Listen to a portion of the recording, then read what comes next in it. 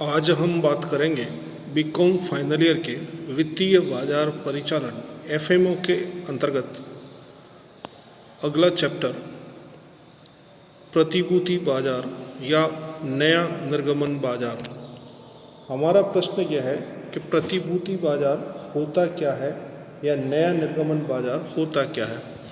जैसा कि पूर्व में ही बताया गया कि पूंजी बाजार के अंतर्गत बाजार को दो भागों में बांटा गया था। पहला था प्रतिभूति बाजार या न्यू इश्यू मार्केट और दूसरा होता है सेकेंडरी मार्केट, जिसको अपन स्टॉक एक्सचेंज के रूप में जानते हैं। प्रतिभूति बाजार वह बाजार होता है जहां कोई भी प्रतिभूति बिकने के लिए पहली बार आती है, वह हमेशा प्रतिभूति बाजार या न्यू इश्यू मार्केट के अंतर्गत जाएगी। इस बाजार में पहली बार आई प्रतिभूतियों का लिस्टेड किया जाता है, सूचयन किया जाता है और सूचयन होने के बाद में वह दोबारा जब कभी भी अपने शेयर जारी करेगी तो उन्हें उस बाजार के स्थान पर सेकेंडरी मार्केट में जाना होगा, द्वितीयक बाजार में जाना होगा, जिसको अपन स्टॉक एक्सचेंज कहते हैं। अभी हमारा प्रश्न यह है कि यह प्रतिभूति बाजार होता क्या है। इस प्रतिभूति बाजार के अंतर्गत समता अंश, पूर्वाधिकार अंश, परिवर्तनशील ऋण पत्र, बॉन्ड, स्टॉक, बैंक एडवांस, निक्षेप आदि को सम्मिलित किया जाता है। यह प्रतिभूतियां प्राथमिक बाजार में या वित्तीय बाजार में क्रय विक्रय की जाती है। सरल शब्दों में यदि हम बात करें तो प्रतिभूति बाजार एक ऐसा बाजार है जहां पर वित्तीय परिसंपत्तियां, वित्तीय उपकरण, प्रतिभूतियां जो व्यापारिक निगमों, वित्तीय निगमों, कंपनियों, केंद्र सरकारों, राज्य सरकारों, स्थानीय सरकारों, व्यापारिक बैंकों, वित्तीय संस्थाओं द्वारा निर्गमित की जाती है, इन सभी का क्रय विक्रय किया जाता है। यहाँ पर कंपनियों के वह बाजार आते हैं जो पहली बार लिस्टेड होने के लिए आए हैं। एक बार लिस्टेड होने के बाद में इस बाजार में दोबारा नहीं आएंगे। इस बाजार के अंतर्गत नया इश्यू मार्केट जिसको बोलते हैं, इसमें कौन कौन सी एक्टिविटीज़ की जाती है, तो यह वह बाजार है जहां कंपनी के समता अंश, पूर्वाधिकार अंश, परिवर्तनशील ऋण पत्र, बॉन्ड आदि निर्गमन पहली बार लिस्टेड होने के लिए आए हैं, तथा प्राथमिक बाजार भी कहा जाता है। कोई भी प्रतिभूति पहली बार इस मार्केट में पंजीयन होगी, उसके बाद उसका लिस्टिंग होगा। लिस्टिंग होने का मतलब है उसको सूचीयन कर दिया जाएगा। और कोई भी प्राथमिक बाजार में जो कार्य किए जाते हैं वो मोटा मोटी 3 कार्य किए जाते हैं। पहला है प्रारंभिक कार्य। प्रारंभिक कार्य के अंतर्गत किया क्या जाता है? प्रारंभिक कार्य के अंतर्गत कंपनियां मार्केट यह देखती है कि निर्गमन निकालने वाली, निर्गमन प्रायोजित करने वाली कंपनी के संबंध में प्रारंभिक छानबीन करना आवश्यक होता है। ऐसी कंपनियों के विषय में उनकी आर्थिक व वित्तीय सुदृढ़ता, उनकी तकनीकी योग्यता, उनकी वैधानिक स्थिति आदि की संपूर्ण जांच की जाती है। जब तक कंपनी की वैधानिक और प्रारंभिक जांच पूरी नहीं हो जाती, कोई भी कार्य पूरा होना संभव नहीं है। उसके बाद में दूसरा देखते हैं अभिगोपन संबंधी कार्य।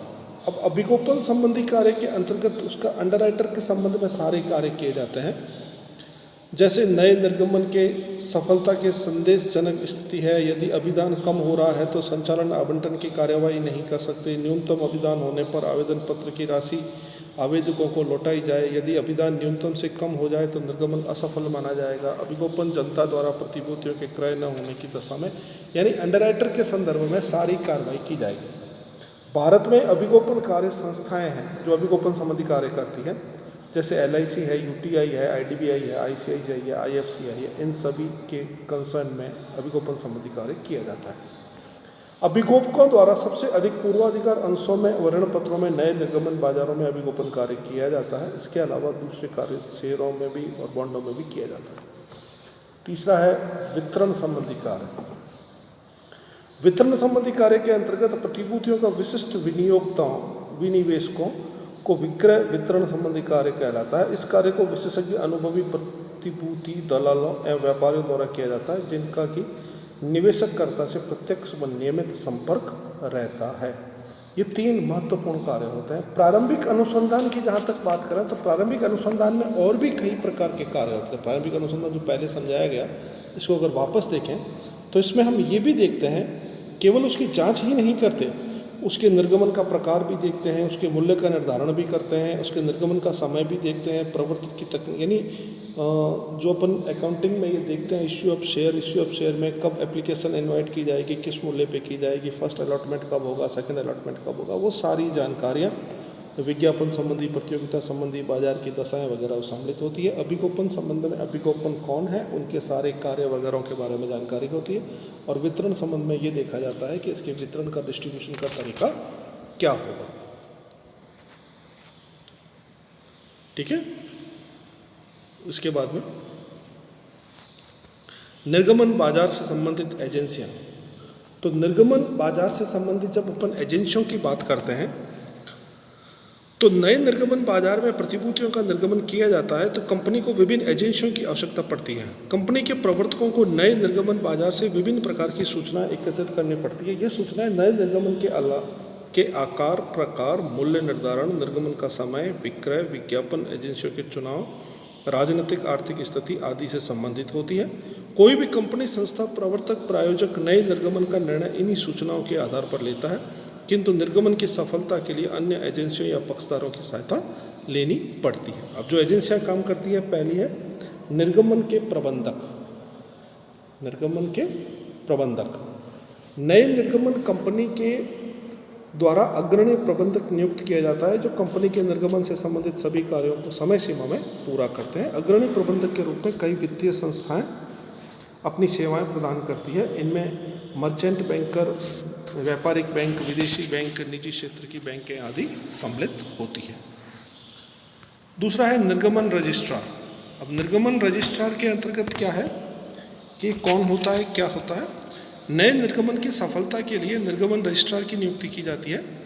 निर्गमन रजिस्ट्रार को अपनी सुविधा के लिए आधारभूत संरचना पर ध्यान देना पड़ता है। इसके लिए कंप्यूटर, टेलीफोन, इंटरनेट, अन्य संसाधनों का प्रबंध करना पड़ता है। सामान्य तौर पर रजिस्ट्रार विभिन्न केंद्रों से अंश आवेदन पत्र चेक द्वारा प्राप्त करता है, स्कंद विनिमय केंद्र को आवंटन के लिए सिफारिश कर देता है।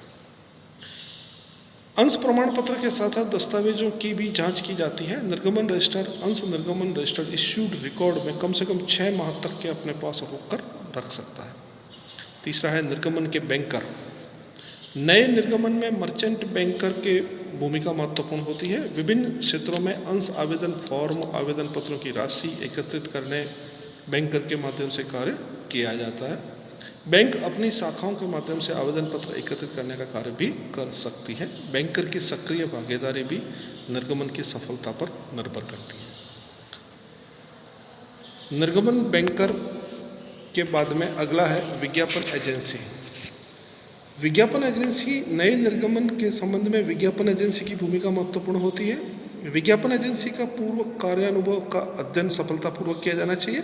वो विज्ञापन की लागत के आधार पर विज्ञापन एजेंसी का चुनाव किया जाना चाहिए। कोई सस्ती हो, कोई महंगी हो, कोई कैसी हो, तो वो सारा सब कुछ निर्भर करता है कि उसको किस आधार पे कार्य दिया जाए, पिछला अनुभव कैसा रहा। अगला है वित्तीय संस्थाएं। वित्तीय संस्थाओं की जब अपन बात करते हैं, नए निर्गमन में वित्तीय संस्थाओं की भागीदारी महत्वपूर्ण होती है।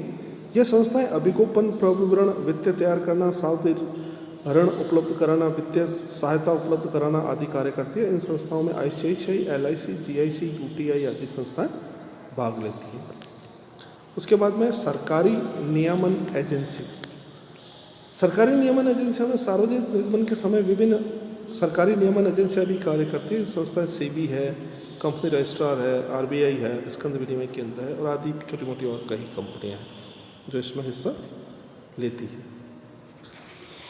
उसके बाद बात आती है नए निर्गमन की समस्याएं। नए निर्गमन बाजार की कई प्रकार की समस्याएं हैं। इन समस्याओं की यदि हम बात करें तो पहली समस्या कोष की गतिशीलता की समस्या। जो भी इसका फंड है उसकी गतिशीलता की समस्या आती है। भाई भाई भाई भाई भाई भाई भाई भाई क्या हो गया?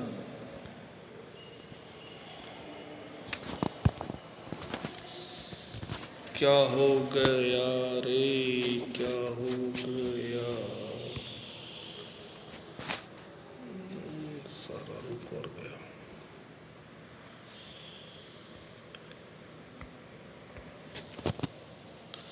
समस्या, समस्याओं की जब बात करते हैं तो समस्या आती है कोषों की गतिशीलता की समस्या।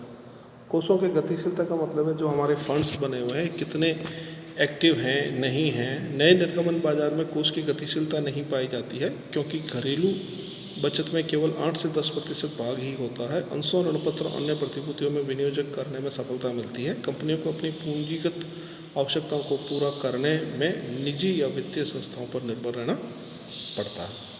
संस्थाओं की कार्यप्रणाली का प्रभाव पड़ता है। धन की सुरक्षा पर भी ध्यान देना पड़ता है। अनावश्यक खर्चों को भी रोका जाता है। एक मिनट, अपन इसमें और कुछ देखेंगे अभी। ये अपन ने एजेंसियाँ देख ली, नया निर्गमन बाजार देख लिया, प्रतिभूति बाजार में ये वाला देखा था अपन ने, सर्वोत्तम बाजार, नया निर्गमन, सहायक बाजार, और ये अर्थ देख लिया। आज के लेक्चर में इतना ही। आगे अपन इसको